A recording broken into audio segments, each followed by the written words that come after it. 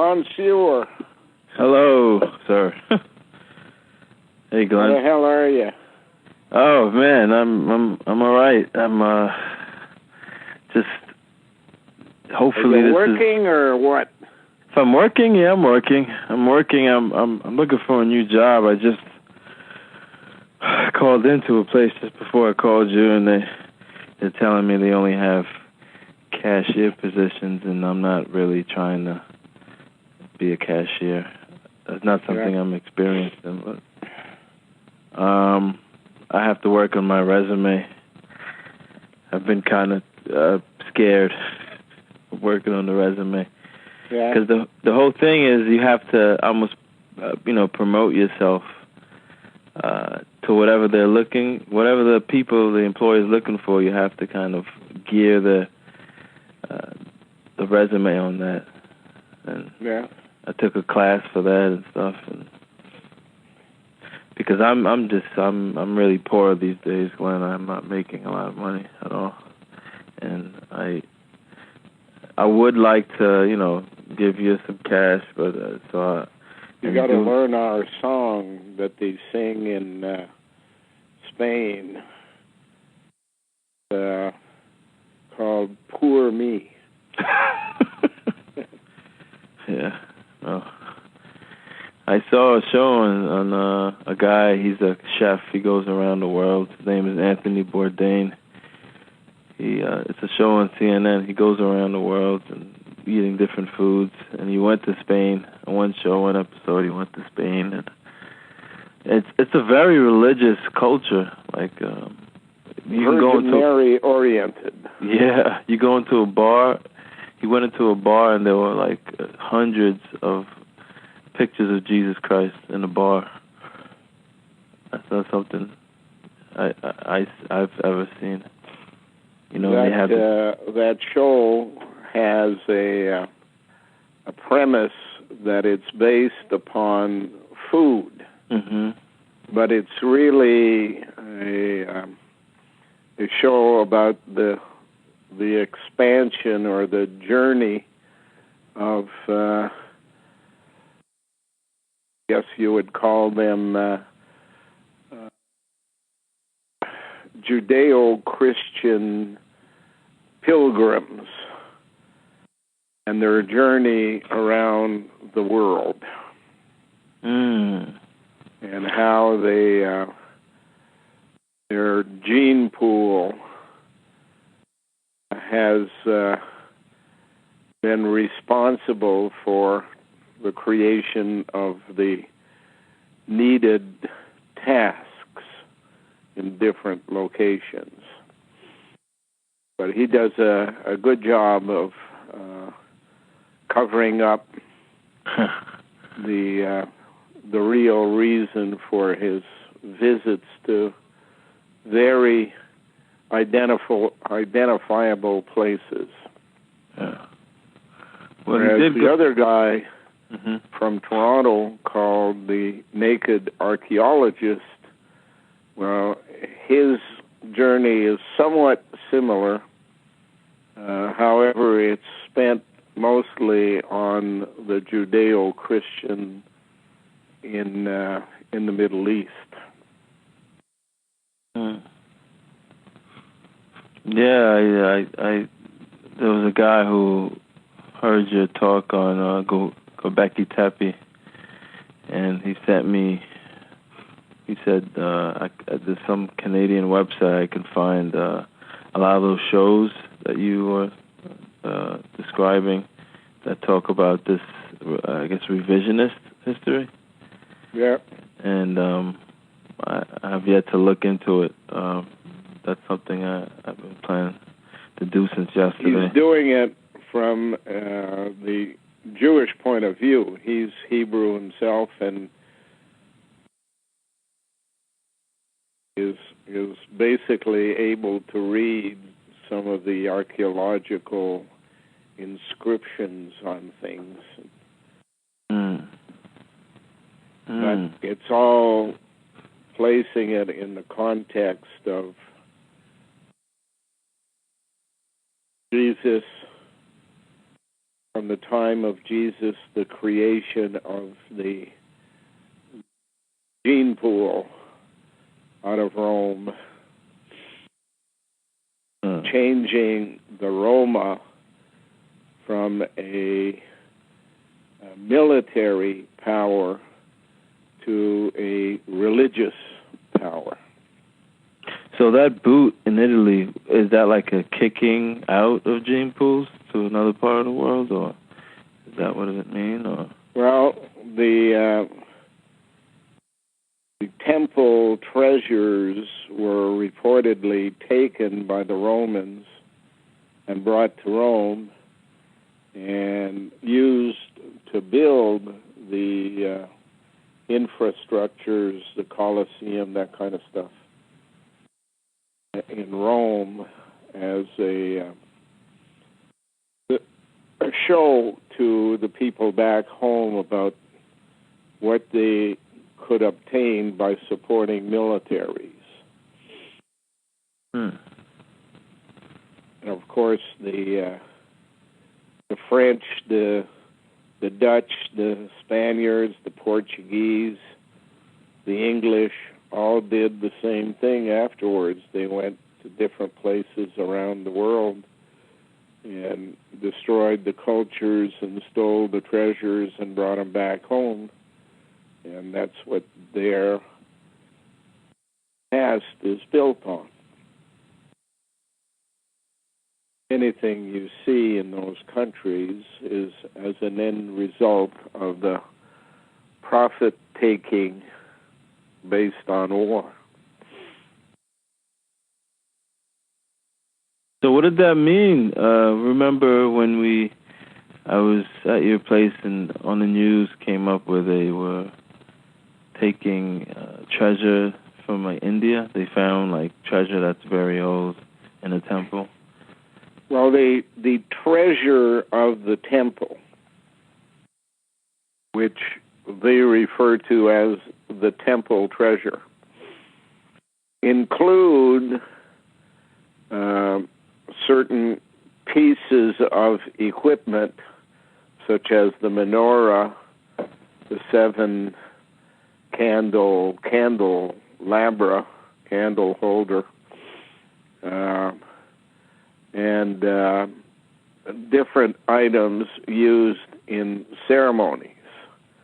But it also includes gold and silver and coins, mostly, along with what is called the Ark of the Covenant.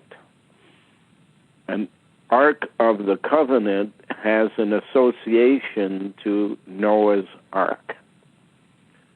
And a covenant is a contract.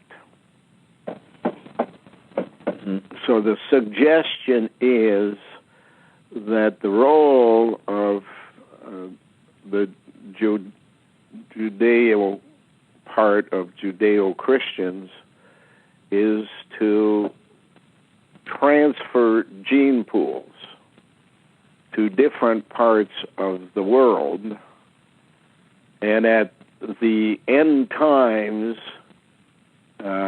they will be provided with a promised land.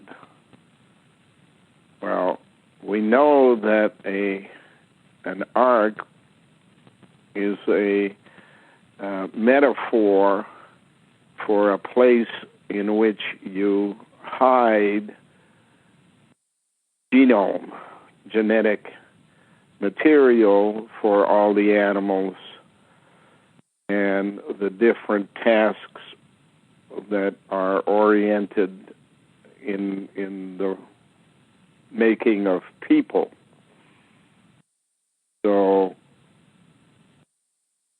the Judeo 10 tribes travel to different parts of the world to mingle with local populations and have babies based upon the gene pool they carried with them, which gave different task orientations to different places that were then politically divided into countries, states, or provinces, so that the gene pool under whatever religion was required would move and be installed all around the world. One of the first changes was to change it into Christianity from Judaism, which is a less warrior-type person, more peace-oriented person, to establish itself in areas where they dominate through politics rather than through war. And that's usually internally within countries.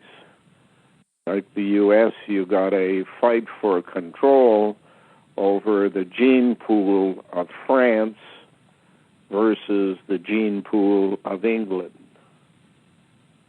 And the French basically stuck to the south and the English to the middle and the north.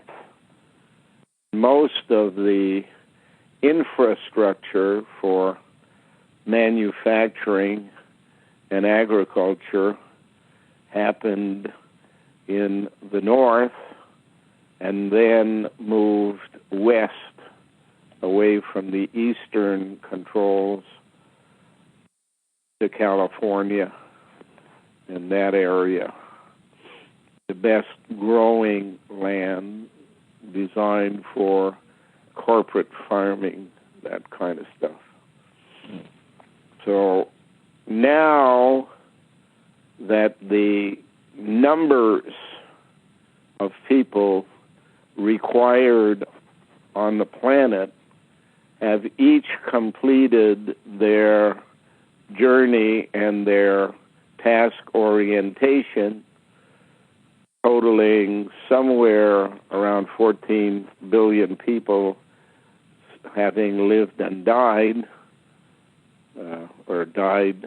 Some have died and others are still living. The time has come to shut the process down.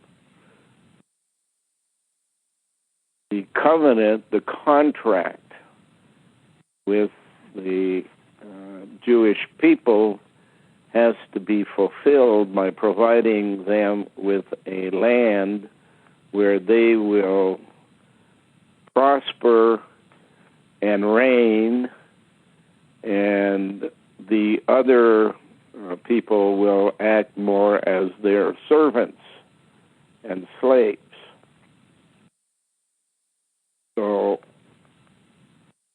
the time being now, the task that is required before that can happen is to get rid of the people that are already there, the masses of the people, leaving only the controllers and their servants. That treasure is supposed to contain the means by which to make this come about. In the gold and silver as it made Rome will be used to make Canada, but not under the old name of Canada, I suspect, more upon a reduced land and a different name. Creation, on the other hand,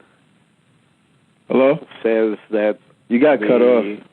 Treasure should be used to build a central location, a project in which all of the stakeholders are called to assemble, and a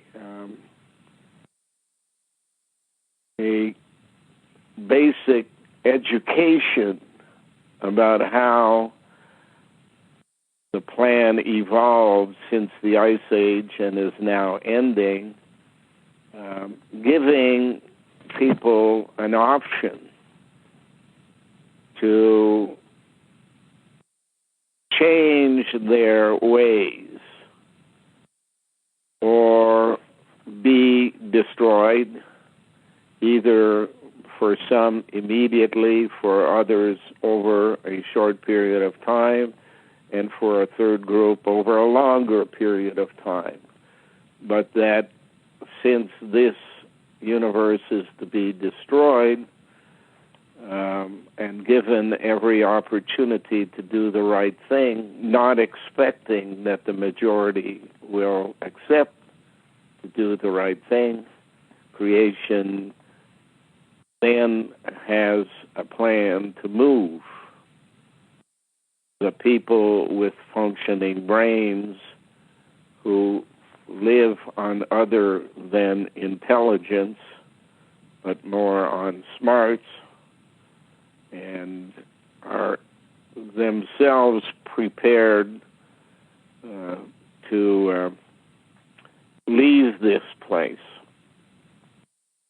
A total probably in the area of 7 or 8 billion of the people who've lived and died will then be invited to leave this universe and kickstart a new one.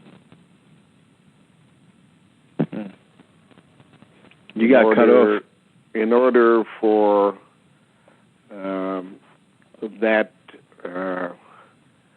project to be built, a piece of property of the same size as that in Jerusalem was identified by the Vikings who journeyed here.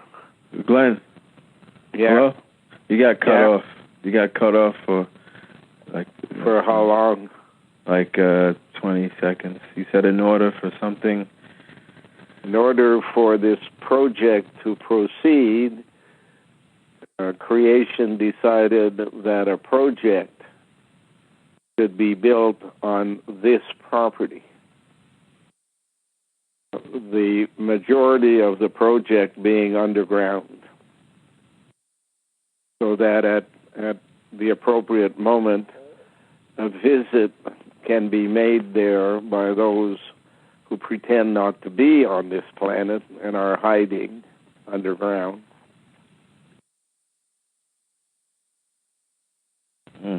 And for that purpose, groups like Bell Canada,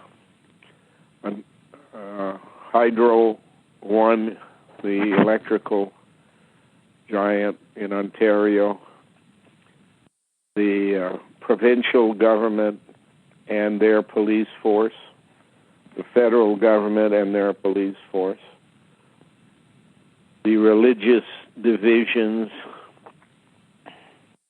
all these people are coming together to deny creation's right to do it. Creation, after having provided them with all the information, will make the final move. Creation carries the hammer. Creation is a feminine principle of mother, whereas creator is a masculine principle of father. And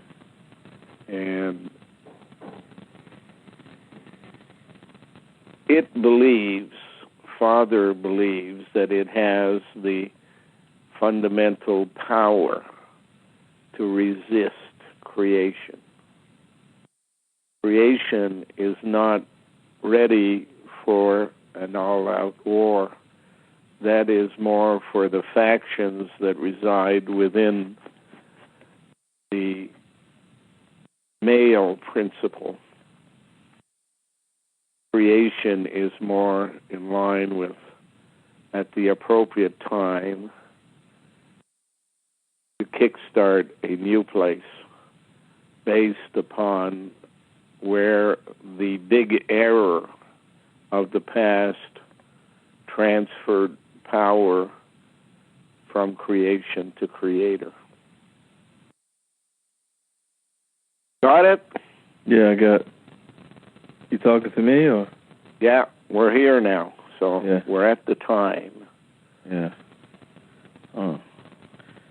Interesting. Doesn't mean that the majority will believe, let alone do something to help.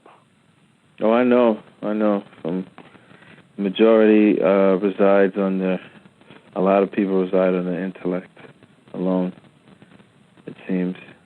And there are those who have come and died know better.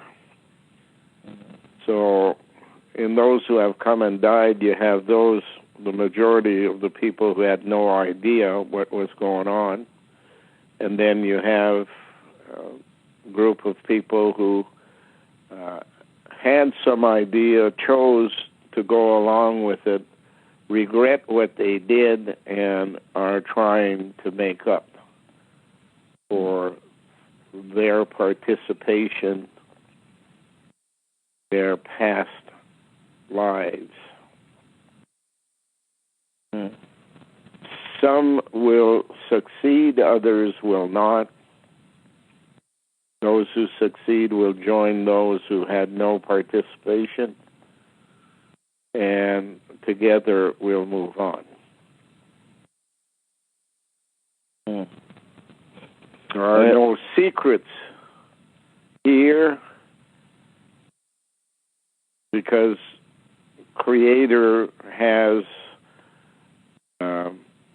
control over the communications networks, the governments, the hospitals, the churches, everything, and they can find out everything they want to know.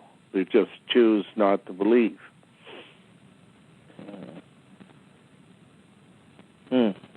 But those few who have seen the evidence, balanced it with what they know about the current system, and choose to leave after their cleansing of their dastardly deeds they may have done over time, which are not equal in common sense to what religion calls sins. For religion, a sin is knowing too much.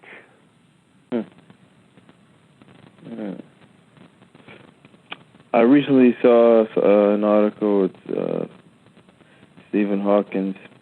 I don't know if you know anything about this, but he came out with a claim that what people know as black holes aren't black, but they're actually gray holes. Would you know anything that, from what you know, that fits into that?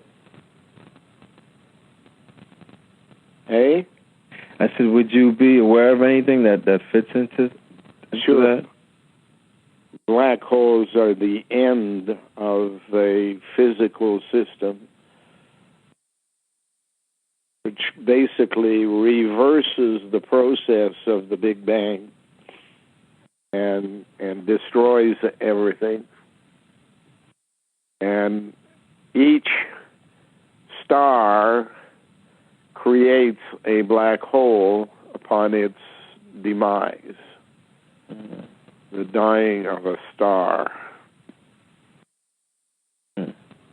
I was talking with Tom, and he showed me this guy named Eric Dollard, the guy claims that suns are actually like transformers.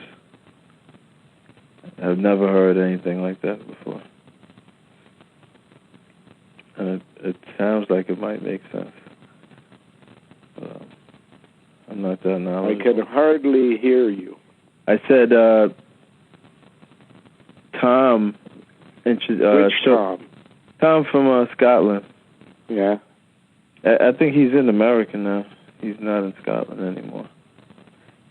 He moved out. Where? He's on the West Coast. I assume Oregon or the California area. Because that's where his wife is. Yeah. Yeah. I'm not sure if they're actually even married. I don't know. Yeah. By the way, too, last week there was a 7.0 earthquake off the coast of California, Northern California. Well, they said 4.4 on TV. Well, I saw 7.0.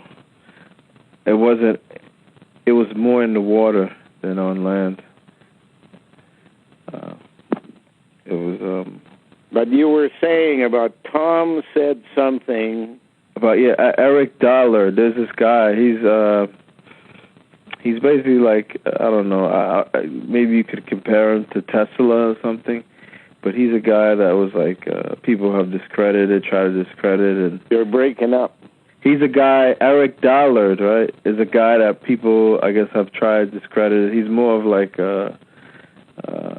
an engineer, and he claims that the sun is actually a transformer of some sort, and the transforming could be happening in another dimension or something like that with the sun. I'm not really too knowledgeable, but it's something I've never heard before, and it sounded interesting to me. Well, you know what the sun does. The sun is an orb in space which is consuming itself. And the energy it ejects makes things that are far away able to have life. So it is transforming itself into the things it makes. Oh, wow. At a distance. Yet when it finally does commit suicide, it shrinks into itself and draws everything it created in there with it. Oh. So that at the end, you don't have a mass of all of the things that run around the sun, the planets and asteroids and whatever, but you end up with a singularity that holds the weight of everything. It's like if you said, I have a pill, but that pill weighs everything that's in the universe. Its size is shrunk, but the weight is still there. And it awaits a new Big Bang in order to start a process. That's fascinating. So 26 such universes currently, if what I know is correct, are there and in different states of development. And only one at a time basically is designed to live a long time. Some are at the basic of the singularity and have not yet been opened up, whereas others have died and have shut down and are not yet singularities. They're moving into that state. So when you leave one dimension, it's assured that the one you leave is dying. But dying not in the sense of in 100 years, but over a long period of time. Whereas the other one is being born and lives over a much longer future. At the appropriate moment in time, the lessons learned on previous universes are transferred to the one that has arrived at that point and can move on from there. Always with the hope that the lessons learned in the last one, since they failed in the end, will in fact help the people to make better decisions the next time around. What did you think Hawkins meant when he said that it's actually a gray hole and they're not black holes? Why would he use that wording? Well, join a monastery and you'll see what a gray hole looks like.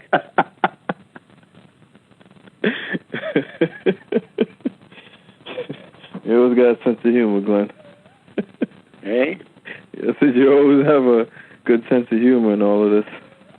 Well, a monastery is withdrawing from the world, eh? So, yeah.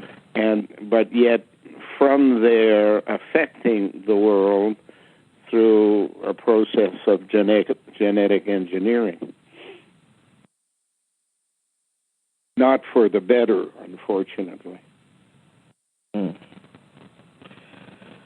So, yeah. From what... Why wouldn't they call them grays? They make life so miserable for everybody. Yeah. Fat bottom ladies make this rocky world go around. Yeah. From what Dana told me... Why do they make the world go around? Because they stole all the money.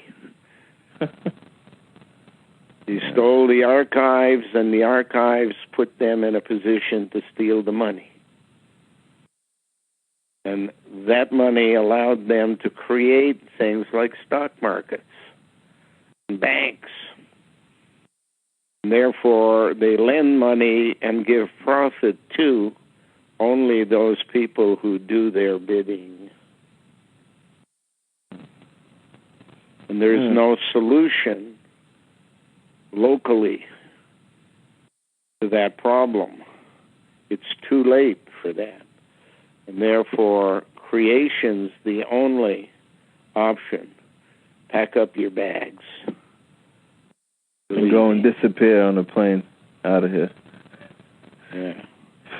Just don't take a 777 in Malaysia. Yeah. Because that's owned by the insurance industry. Mm-hmm. And you know what they do. So in my mind, like, I'm seeing all this stuff happening, and, I sense it could be, all the distraction, a lot of it. But I was thinking in my mind, like, the whole thing in Ukraine, and what you said, something about a Messiah, the old lady, the lady who's on the island, they're like working on putting her in place to be a type of Messiah. And then you see the whole gay rights thing.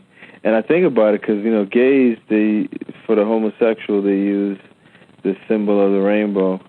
And it's like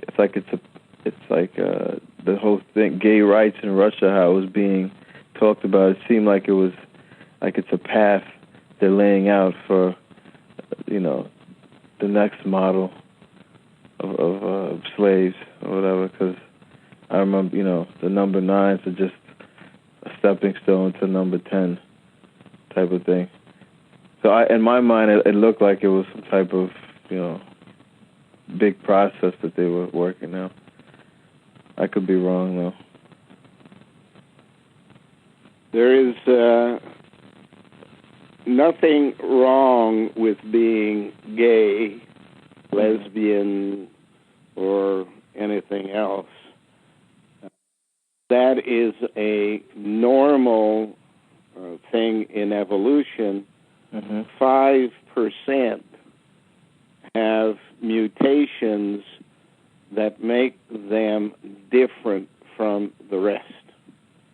The question that remains, however, is why does a place like Australia or Hungary have 15% who've mutated into gay or lesbian? What is the difference between the 5%, which is normal, and the 15%, which is not normal? The difference is basically someone is interfering with creation and causing mutations to, in fact, manufacture more than natural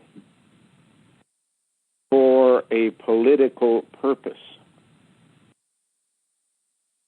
And those people are provided with talents or tasks that are more relevant to the controller and serve the controller's needs better than the norm. Because the original person was hermaphroditic, male residing within a female allowed the woman, grandmother of Africa, to clone children. However, all of the children were like her, and what was needed was a variety of task and task orientations, and therefore the creation of gender made that possible. But now, as the journey into space begins, the original task orientation provided by a hermaphrodite suit more the needs of our controllers. And they've decided to return us to that state with a minor, if you will, or major adjustment. That instead of being 2 in 1, we are to be 3 in 1. The male, the female, and them are controllers. So that all decision-making done in space will be done according to their will, not the individual. To make that happen, they have done it slowly over time, dividing the brain into the id, the ego, and the superego. And they do it through remote control. But remote control without the best technology is always unsure.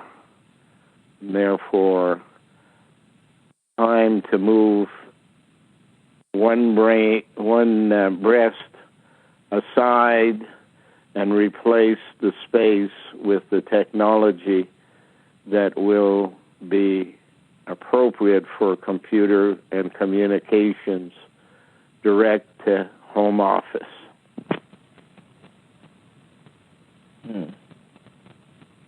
So removing the breast and doing that, the excuse for all of that was breast cancer, right? Yeah. And you have Rockefeller Foundation, who I guess are tasked with that research. It's the space that's required for that technology, and it provides for them to hear in real time everything that's happening, see in real time through the pineal gland what's happening, and make decisions for their human robot to do what it's told to do. Oh, could you explain that to me again? The mark of the beast, because in order to know what task orientation has been done to the gene pool of any task-oriented person, a mark has to be put on the individual that can be accessed only by those with special powers. One of those special powers would be X-ray. And one of the best places to hide the mark is on the palate of the mouth. And therefore, in a lot of cases, children who have been given special tasks will be born with a cleft lip.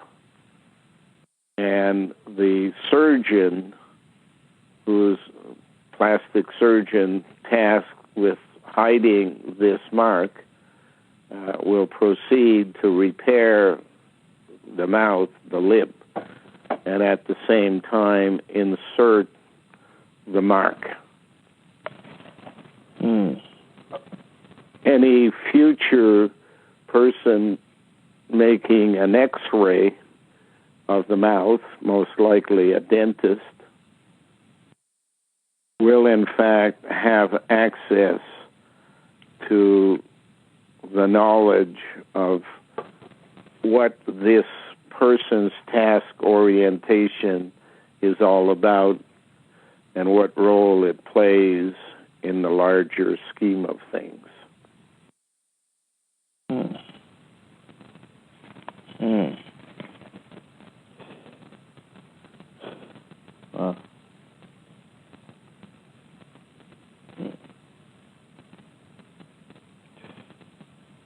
What's a beast?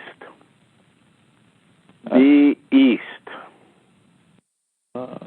Who's in the East? Well, in the East, you have the controllers called Hindus who manufactured a religion called Sikhs. Hinduism led by Sikhs who have an outward symbol of who they are, a dagger with a hook on the end,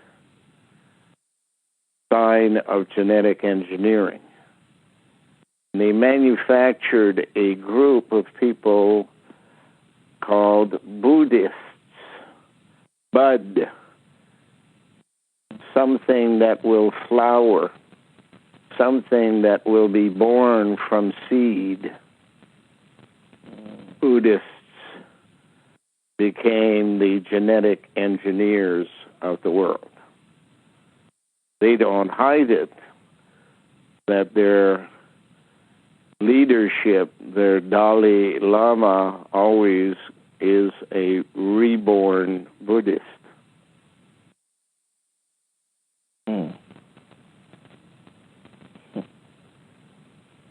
Genetic engineering went through a number of changes. At one time, it was thought that you needed the whole body, and now you know that it can be done with simply growing stem cells that carry all of the information and then allowing the stem cells to remanufacture. So the quantity that can be made from an original is now unlimited. The story of Enoch and Methuselah.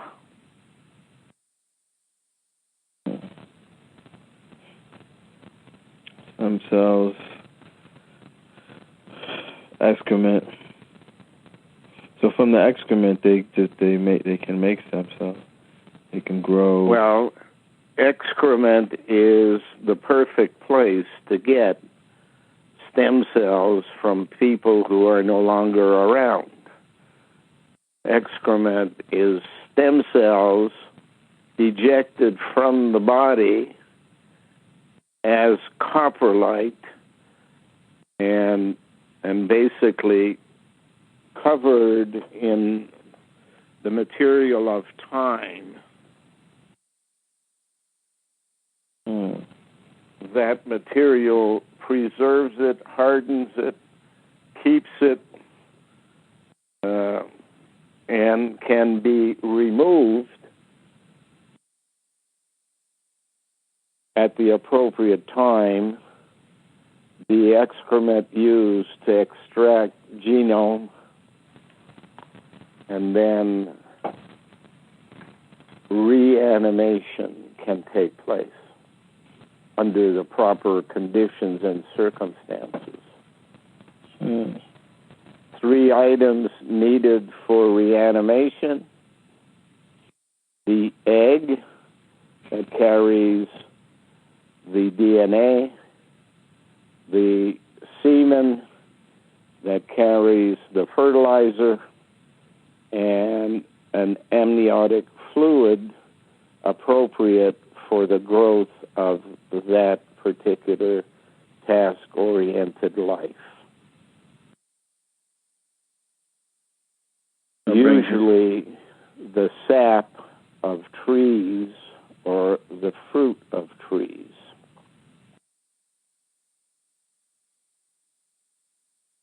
Yeah. I see, I guess you see the importance of Canada. And Can't hear you. I see the importance in Canada of all this association with, maple syrup. Because, back to that show, that CNN show with the Bourdain guy, he went to Quebec and they went to a sugar shack. Yeah. Yeah. And they had all these maple types of food that they make. Interesting. I thought that was... The maple trees today are all linked through plastic tubing and basically bring all of the sap to a central place, as opposed to the old way of doing it was tapping each tree separately and then going around collecting the sap and bringing it by hand to a central place. So now it's all automated.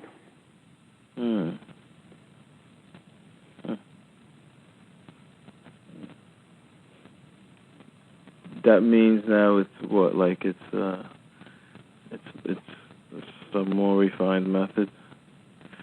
I forget exactly the quantity, but it seemed to me something like it takes 100 gallons of sap to evaporate enough to make 1 gallon of maple syrup. But in fact, the sap may be more important than the syrup. The syrup is basically a product for people who want to sweeten the things they're eating. But the sap by itself may be the most appropriate amniotic fluid to raise a fertilized egg to the point of birth. So sap's the original form, and then they convert it to syrup. Yeah.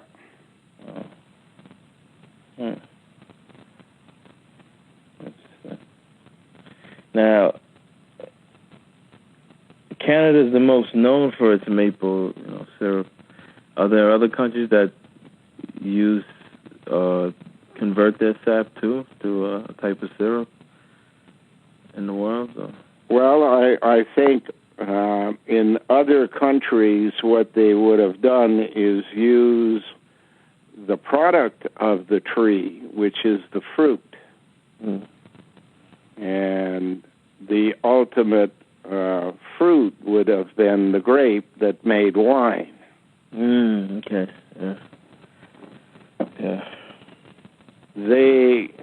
Vineyards usually grow best around an area that has had a volcano eruption at some time in the past, and the earth itself has predisposed that ejection from the ground into very fertile land.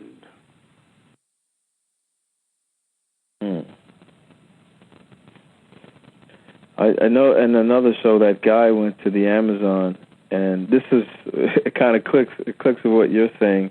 He went to the Amazon, and he had food, like the materials for the food was food that's not grown anywhere else in the world, like the fish with these huge fish. You don't see them anywhere else in the world.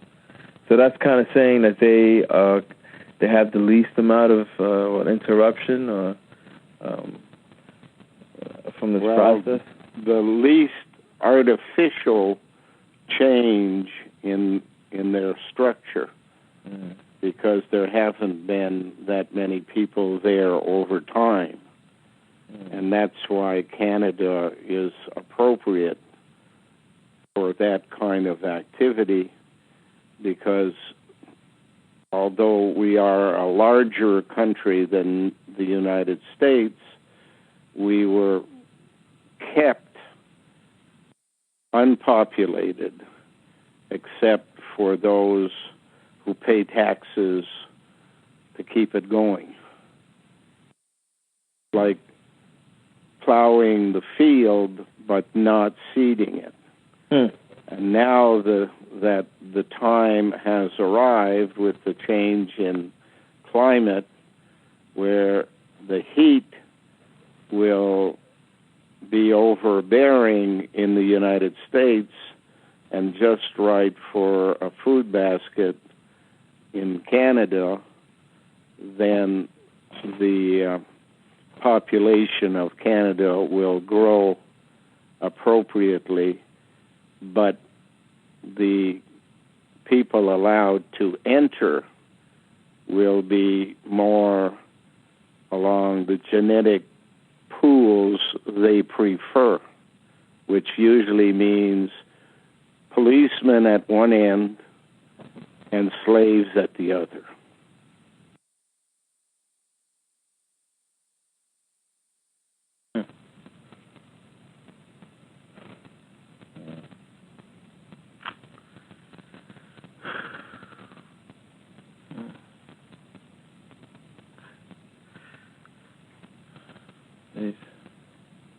Are you still there? Yeah, I'm just thinking about... I gotta go now. Okay, Glenn. The time has come for me to move my buns. All right. Talk to you. Okay. Bye-bye. Bye.